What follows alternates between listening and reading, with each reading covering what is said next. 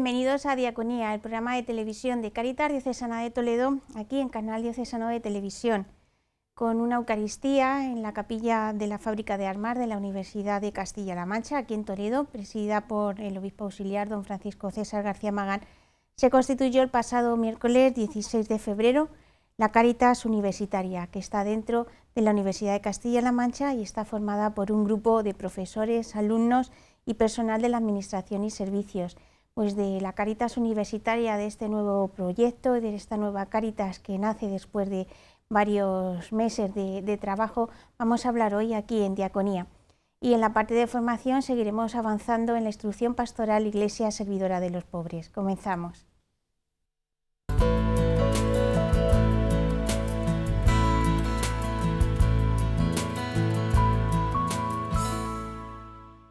Para hablar de Cáritas Universitaria, vamos a saludar a Jesús Povea, director de Cáritas Universitaria, que está estudiando Ingeniería Aeroespacial. ¿Qué tal, Jesús? Bueno, aquí hablar de Cáritas. Él es el director, te ha tocado Me ha ese tocado, cargo. digo. Ahora vemos por qué te cae esta responsabilidad de director. Y le acompaña María Díaz López, que es secretaria de Cáritas Universitaria y ella estudia Magisterio de Primaria. Hola, María. Buenas, encantada. Contarnos en primer lugar cuál es el objetivo de la Cáritas Universitaria, porque nace además, es una de las pocas que hay en España, ¿verdad? Bueno, Cáritas Universitaria es la segunda, la primera está en Sevilla, y nada, nace por la necesidad de Dios en las universidades, ¿no? Hoy en día, pues nosotros que somos estudiantes vemos que hay mucha juventud en el camino, pues no en el mejor camino, ¿no? Siguiendo las drogas, etcétera. Entonces vemos muchísimo la necesidad de Dios en ellas. Y bueno, encabezado por don David, decide cogernos a un grupito de profesores y alumnos a encabezar Cáritas Universitaria y poder ayudar en todo lo necesario, ¿no? De forma integral y de forma económica. Don David es don David Sánchez, Sí. el delegado de Pastoral Universitaria. ¿Y cómo escoge a cada uno? A Jesús, como tú de Sevilla, de una Cáritas Universitaria que hay en Sevilla, que vienes aquí a Toledo y director de la Cáritas Universitaria. Pues nos coge desde Pastoral Universitaria, solemos tener misa todos los días y pues un día de esto nos dijo, he pensado en vosotros para formar este proyecto de Cáritas Universitaria. Y le dijimos que sí, hay que confiar y nada, ofreciendo nuestro tiempo y un poquito de nosotros para llevar a cabo este proyecto. ¿Quiénes la componéis? Ya conocemos al director, a la secretaria. ¿Quiénes más componéis este equipo que irá creciendo, ¿no? Bueno, también tenemos a Ana, que es otra alumna, que es la tesorera, y bueno, David, que es el presidente, don David, y dos profesores, que bueno, pues es Ignacio y Carolina, que son los coordinadores de Cáritas Universitaria. También tenemos voluntarios, que la verdad que muy agradecidos a su ayuda porque es un número súper amplio. Y bueno, también personal de la universidad, gente ajena de la universidad y bueno, pues eso es el equipo de Cáritas Universitaria. Oficialmente se presentó el 16 de febrero, lleváis un mes y medio aproximadamente. ¿Cómo os han acogido en la comunidad universitaria? Pues bastante bien, o sea, el proyecto así como más grande que llevamos hecho, el de la chocolatada, pues se ofrecieron a ayudarnos delegaciones de campus, gente de fuera, ofreciendo sus cosas y su tiempo, o sea, bastante bien. Para tener tan poco tiempo de vida, no nos podemos quejar. Ya cuando se constituyó ya tenéis en mente la chocolatada. Exacto. ¿Qué actividades e iniciativas vais a realizar? Una de ellas ya la habéis llevado a cabo, la chocolatada, que ahora hablaremos de ella. Pues aparte de ofrecer ayuda, tanto económica como integral a aquella persona que lo pueda necesitar y que acuda a nosotros, pues también ofrecer voluntariado. Tanto tenemos una larga lista de voluntariado para ofrecer, entre ellos tenemos en el Hogar 2000, tenemos la Pastoral Penitenciaria y entre muchos más, como clases particulares a niños que lo necesitan. También tenemos planteado, bueno, nosotros no, sino que lo han organizado la Residencia María Inmaculada, un torneo de deporte universitario en los que también ayudar a la pastoral universitaria, y los beneficios han tenido a bien dárnoslos a nosotros para nuestros proyectos que se nos puedan venir. El voluntariado que ofrecéis, ya nos habéis dicho, Hogar 2000 es uno de los proyectos que tiene Cáritas. ¿Cómo se hace un voluntariado en la universidad? Tenéis que compaginar los estudios, que también pues hay épocas en las que no se puede hacer todo. ¿Cómo lo lleváis a cabo? Pues empieza desde que el propio voluntario nos manda un correo, os apunta a una inscripción, y ya nosotros nos ponemos en contacto con ella o con él, y lo vamos viendo, vamos hablando para ver si el voluntariado es adecuado para él, si le viene bien, o si podemos, o si se le puede ofrecer alguna ventaja también, y se le mete en el voluntariado. Hay que decir que también tiene una recompensa por parte de la universidad, o sea, se pueden hacer 50 horas de voluntariado y te dan un crédito, o sea que no y si hay y siempre hay tiempo para hacer voluntariado.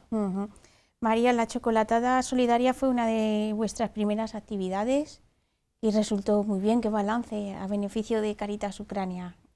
Fue un éxito, o sea, estábamos muy nerviosos, fue todo muy precipitado, pero bueno, estuvimos en Fábrica de Armas, en San Pedro Mártir y en la Universidad de Talavera, y bueno, al final recaudamos 3.000 euros y bueno, y subiendo, ¿no? Porque entre otras cositas que también vamos organizando, la gente súper comprometida y muy agradecida, ¿no? Y bueno, y muy contentos, la verdad. Fue una actividad que nos impresionó. No lo esperabais que saliera así de bien. Exacto. Muchos voluntarios, a los 2 días o así de abrir los formularios, más de 70 voluntarios inscritos, y la verdad es que muy agradecido. ¿Y cómo se organiza 70 voluntarios en una chocolatada? Pues confiando en Dios. Sí, total. Bueno, organización sobre todo, ¿no? Exacto. Algunos se dedicaban a hacer los dulces que íbamos a vender, otros pues a empaquetar esos dulces, bueno, otros a ayudarnos allí en el momento a estar con la gente, a hablar con ellos, venderles esos productos. Cada uno hacía una cosa, o repartía flyers en la puerta para que la gente se enterara. La gente muy agradecida, la verdad. Y además lo hicisteis en Toledo, en los 2 campus, y en Talavera, que podéis haber quedado en uno solo. Exacto. A lo grande. Sí. A lo grande, ya que había que hacerlo, lo hacemos a lo grande. ¿Cuándo os reunís? ¿Cuándo se reúne el equipo directivo, por así decirlo? Pues por ahora se reúne cuando tenemos algo así más especial que hacer. No tenemos un día ni un horario para hacerlo, sino que cuando tenemos algún evento o algo, fijamos fecha y echamos todo el tiempo que podamos. ¿Y cómo lo compagináis con los estudios? Porque bueno, hay momentos fuertes también en las carreras. Pues como se puede, o sea, es complicado. Sí, es complicado, pero al final hay que saber intentar sacar tiempo. Aprovechamos en la hora de la comida o en la hora de la cena, que es el único momento así que tenemos un poquito más libre, pero sí se puede, hay tiempo. Al final, cuando dices sí a Dios, tienes que tener una entrega al 100% dentro de lo que cabe, ¿no? Entonces, pues bueno, complicado, pero se consigue. ¿Y cómo transmitís ese entusiasmo que manifestáis ahora a otro joven de la vida en la universidad? Pues también es una vida que hay muchos frentes abiertos, muchas distracciones, y hacer atractivo pues también la vida de Dios, la vida, el testimonio de Jesucristo, pues hay que saberlo hacerlo. ¿Cómo lo hacéis vosotros? ¿Cómo atraéis a los jóvenes a Cáritas? Yo creo que una persona que sigue el camino de la fe se le nota en la cara. O sea, independientemente de que seas cristiano o no, bueno, pues nosotros aceptamos a todo el mundo y no juzgamos en ningún momento, esto es obra de Dios, entonces pues con una simple sonrisa o un decir, oye, por ejemplo, la chocolatada, ¿te quieres acercar? O sea, creas un vínculo que supera barreras, ¿no? Obviamente Dios es nuestro pilar fundamental, pero bueno, pues yo creo que con esa sonrisa, ¿no? Ese cariño de acercarte a las personas sin miedo y decir, si es que esto no lo hago por mí, lo hago por el jefe, por Dios. Y nos dimos cuenta, si en la chocolatada de los voluntarios, nos dijo don David, hay gente que es atea, que no cree. O sea, que al final cuando nos mueve el bien, da igual si somos cristianos o somos ateos, vamos todos a por ello. ¿Estáis atentos dentro de la Cáritas Universitaria? Pues también a lo mejor hay algún estudiante que veis que pueda necesitar ayuda, que se pueda llevar a pues, ir a derivarle a los servicios generales de la diocesana. Eso también forma parte de vuestra actividad, porque uno cuando está en Cáritas al final como que abre más la visión. Ahí entra sobre todo la labor de los profesores, porque bueno, nosotros como estudiantes también pues obviamente podemos darnos cuenta, ¿no?, con nuestros compañeros, pero los profesores que están en muchísimas clases, lo hablábamos con Carolina y con Ignacio, y es que se dan cuenta de las necesidades de los alumnos. Entonces son un pilar fundamental, nos están ayudando muchísimo porque son ellos los que nos ayudan a ver que verdaderamente Cáritas Universitaria hace falta. ¿Y tú, Jesús?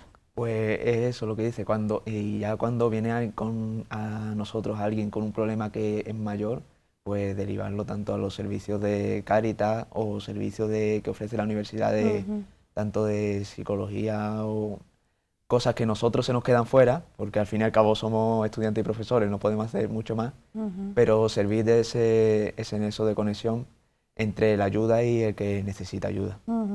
Ya por último, ¿cómo animaríais a alguien que pues a ser voluntario de Cáritas? Porque el arzobispo nos lo dijo el otro día, uno de los problemas que tiene la Iglesia es el relevo generacional, y vosotros sois jóvenes. ¿Qué nos decís a nosotros, los más mayores, yo quiero ser voluntario de Cáritas, pero te pido que...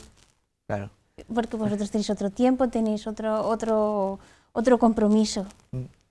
Pues sí, o sea, si se lo está pensando alguien, que confíe en Dios y eso, se ponga en contacto con nosotros y ya nosotros, mediante hablando, sea en reuniones, ya intentaremos hacer ofrecerle a esa persona un voluntariado que le pueda venir bien. Obviamente no le vamos a dar un voluntariado que tenga que estar trabajando o más de sus posibilidades, sino algo que le pueda traer también beneficio a la persona que lo esté realizando. María.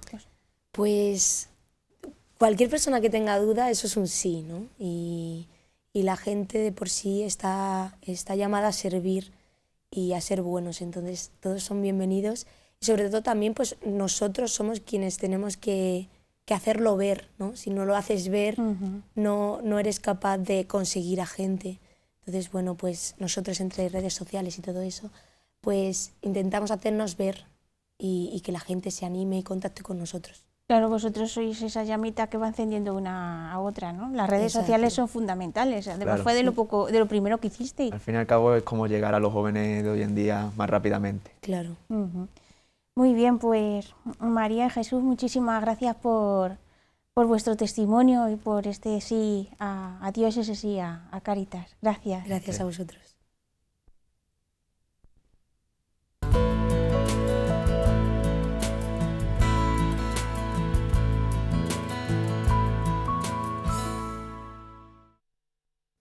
En Iglesia Servidora de los Pobres, que estamos reflexionando la instrucción pastoral, pues hoy vamos a continuar donde lo dejamos la semana pasada, hablando de economía inclusiva y comunión, y lo vamos a hacer con don José María Cabrero, delegado episcopal de Cáritas. ¿Qué tal, don José María? Muy bien, Mónica. La semana pasada nos quedamos en la 7ª propuesta esperanzadora desde la fe que nos sugieren los obispos, que es afrontar el reto de una economía inclusiva y de comunión. ¿Esto qué quiere decir? Economía inclusiva, comunión. Sustancialmente lo siguiente. Primero, que no, lo hice así literalmente, a una economía de exclusión, es decir, donde pues grandes masas de personas, masa no en el sentido negativo del término, sino de afluencia, de número, ¿no? Pues queden en la pobreza. Pues esto que el Papa habla a veces, los descartados, etc. En segundo lugar, no a la indiferencia, que es lo que en gran parte nos puede afectar a cada uno de nosotros, ¿no? La indiferencia ante pues el número enorme de personas desprovistas de lo esencial, ¿no? Que viven en la pobreza de verdad, ¿no? y que, bueno, pues nosotros podemos poner como un cristal, un doble cristal de esos que impide escuchar las voces, los gritos de los pobres, ¿no? Hayamos comentado alguna vez la parábola del llamado rico Epulón y del pobre Lázaro. En realidad la parábola menciona solo a Lázaro. Epulón no es un nombre, es lo que significa la palabra rico en griego, ¿no? El rico no hace nada malo propiamente. Lo que hace es un pecado de omisión, no socorrer al pobre, y no lo socorre porque no lo ve. Incluso cuando uno lee la parábola, pues ve que el rico, pues una persona incluso religiosa, cita a nuestro padre Abraham, se preocupa por que sus hermanos no vayan al lugar, al infierno donde él ha ido, ¿no? Y no expulsa al pobre del zaguán, de su casa, simplemente es que no lo ve, no ve la necesidad. Lo ven los perros que le lamen las llagas. Bueno, a nosotros nos puede pasar también algo parecido. Podemos estar tomándonos la sopa en casa en la cena y viendo cómo muere la gente de hambre, donde sea, en Etiopía o demás, ¿no? A veces los medios de comunicación lo presentan en toda su crudeza y ahí sí la gente se conmociona. Es el caso ahora reciente de Ucrania, ¿no? Y bien está que se conmocione. Pero parece como que no hay más drama hoy que Ucrania, y sigue habiendo millones de personas en la pobreza más absoluta, y por parte nuestra pues podemos caer en una indiferencia. El Papa también eso lo resalta mucho, ¿no? En una indiferencia grande, como que no va con nosotros, como que nosotros no somos responsables. En último término es el pecado de Caín. ¿Acaso soy yo el guardián de mi hermano? Claro que lo eres, ¿no? Una vez también lo hemos comentado esto. Entonces tenemos que evitar el caer en la indiferencia, o sea, dejarnos conmocionar. Por eso es muy bueno el ejercicio constante de la caridad y el trato con las personas necesitadas, ¿no? Porque nos sacuden. En ese sentido, los pobres nos evangelizan, ¿no? Nos hacen ver y nos hacen sacar de nosotros lo mejor, ¿no? Porque podemos caer también en una pseudo caridad de, bueno, pues yo doy una limosna y ya está, ¿no? Colaboro con una ONG, pero yo no me implico, ¿no? Y aquí todos tenemos que implicarnos, ¿no? Y bueno, pues también dentro de esto entra el buscar que los pobres no sea un desecho social, no se cuente con ellos, se piense en ellos, ¿no? En este sentido, pues ayer esta semana daba a los voluntarios de Cáritas el delegado episcopal una formación que hacía una distinción entre bien general y bien común. Y decía, el bien general no coincide con el bien común. El bien general puede ser el de la mayoría, pero nosotros no nos conformamos con eso, nosotros buscamos el bien común, el bien de todos y cada uno, ¿no? A propósito de esto, hay que matizar lo siguiente, ¿no? La Iglesia no da recetas, eso, de ello habla el Concilio Vaticano II, ¿no? No tiene una solución para cada asunto económico, social, político, no lo tenemos, ¿no?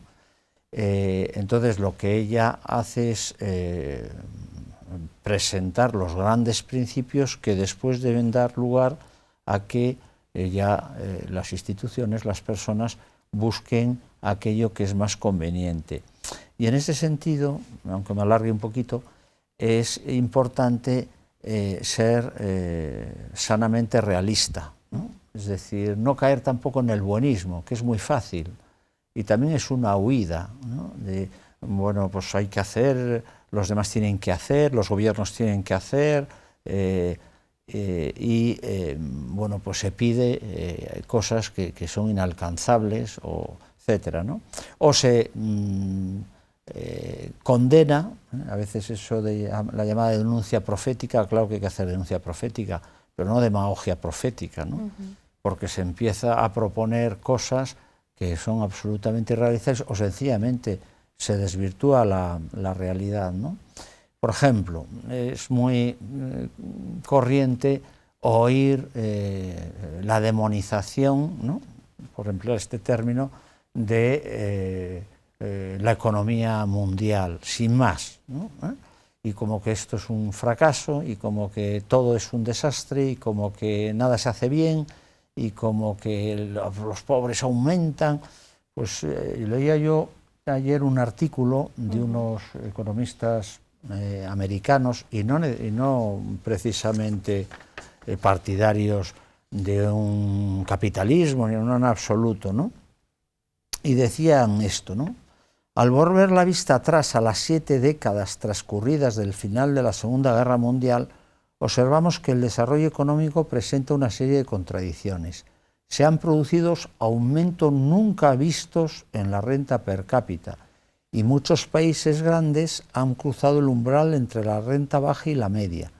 Esos incrementos de renta han ido acompañados de mejoras también inéditas en la pobreza de ingresos y en los indicadores de educación y sanitarios. Y dan unas cifras impresionantes, ¿no?, de países que, bueno, pues han superado, han experimentado un crecimiento impresionante, han reducido la pobreza en un 25%, por lo tanto, en este sentido digo, no caer en la demonización, ¿no? También. Sin embargo, al mismo tiempo, la mecánica del desarrollo, su sostenibilidad y sus repercusiones para la economía global suscitan una inquietud patente. A pesar del rápido aumento de la renta en los países más pobres, sigue habiendo grandes desfases entre estos países y los ricos, ¿no? Es decir, ni por una parte demonizar, ni por otra parte quedarnos conformes con lo que hay, ¿no? Y bueno, esto es lo que hay, en fin, se va progresando, se va acrecentando en ámbitos como la sanidad, la educación, a nivel mundial se va mejorando muchísimo. Bueno, pues ya está bien. No. Otro mundo y otra economía es posible, ¿no? Y no hay que soñar. A mí eso de soñemos, los cristianos no soñamos, los cristianos actuamos, ¿no?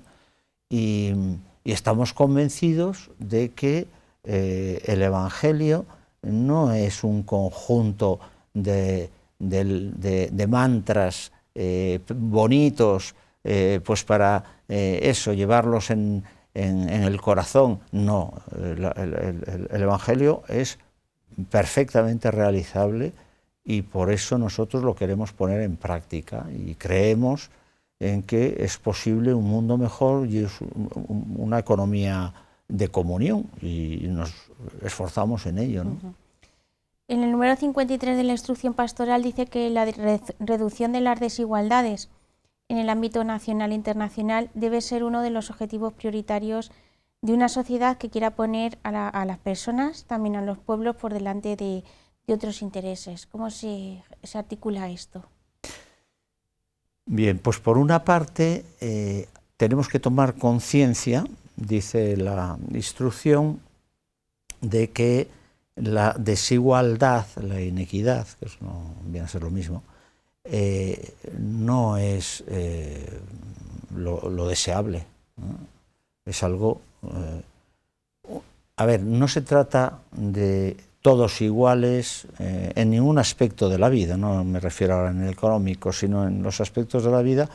El plan de Dios no es que seamos todos uniformes, como hechos en molde, no, cada uno tiene sus gracias, sus dones, sus carismas, sus riquezas, sus bienes, y nos complementamos, desde el matrimonio hasta cualquier cosa, ¿no? Ahora bien, la desigualdad, en este aspecto que estamos hablando ahora, y nos vamos a ceñir a él, ¿no?, la desigualdad injusta en el campo económico, pues eso primero tenemos que tomar conciencia de que eso no es deseable, y que por lo tanto tenemos que buscar que no haya esas desigualdades que en último término brotan del pecado, brotan del egoísmo, ¿no?, brotan de una distribución perversa de los bienes, etc. Primero eso, que tomemos conciencia, ¿no? Y que pues Dios quiere que nos ayudemos unos a otros en el desarrollo como seres humanos. En segundo lugar, fomentando iniciativas de economía social, dice también la instrucción. ¿Qué significa esto? Pues quiere decir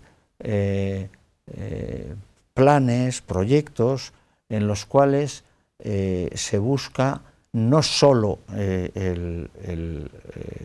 la rentabilidad económica. Estos economistas a los que me refería antes dicen que el crecimiento económico no significa ni siquiera desarrollo económico, no ya otro tipo de desarrollo, sino que nosotros tenemos que aspirar a un desarrollo generalizado. Por ejemplo, el desarrollo de una población pues no solo es que haya mejor renta económica, sino que haya una mejor educación, que haya una mejor sanidad. Incluso cuando se mejoran en esos aspectos, eso revierte en el desarrollo económico. Claro, una sociedad más sana, una sociedad más educada, pues una sociedad que se desarrolla mejor económicamente, ¿no? Entonces, por ejemplo, pues proponer proyectos de este tipo, ¿no? Vamos a poner un ejemplo, porque lo tenemos bien cerca, y es un ejemplo modestito, pero lo tenemos bien cerca. Es el que tenemos en Cáritas, el proyecto de ropa usada, ¿no? Bueno, pues hay una realidad que es que consumimos, por decirlo de alguna manera, una cantidad impresionante de ropa. Nosotros ahora estamos recogiendo aproximadamente 4 toneladas diarias de ropa, Cáritas, y no es que seamos una Cáritas que nos dediquemos a eso, simplemente podemos recoger mucho más y vamos creciendo y recogeremos mucho más, ¿no? Imagínate, 4 toneladas diarias, ¿no? Bien, bueno, pues la economía social, un proyecto de economía social es que no buscamos tanto el rendimiento económico, sino la creación de trabajo, ¿no? Precisamente, y bueno, he tomado un poquito como base este artículo porque toca muchos palos y muy bien, pues dice que uno de los grandes problemas del futuro económicos es, bueno, que hay menos trabajo, porque, bueno, hay mayor desarrollo de la maquinaria, en fin, bueno, todo eso, ¿no? Y entonces ese es un reto que tenemos. Bueno, pues el crear puestos de trabajo, no porque aumentamos artificialmente los puestos, muy propio de economías pues tipo comunista, ¿no?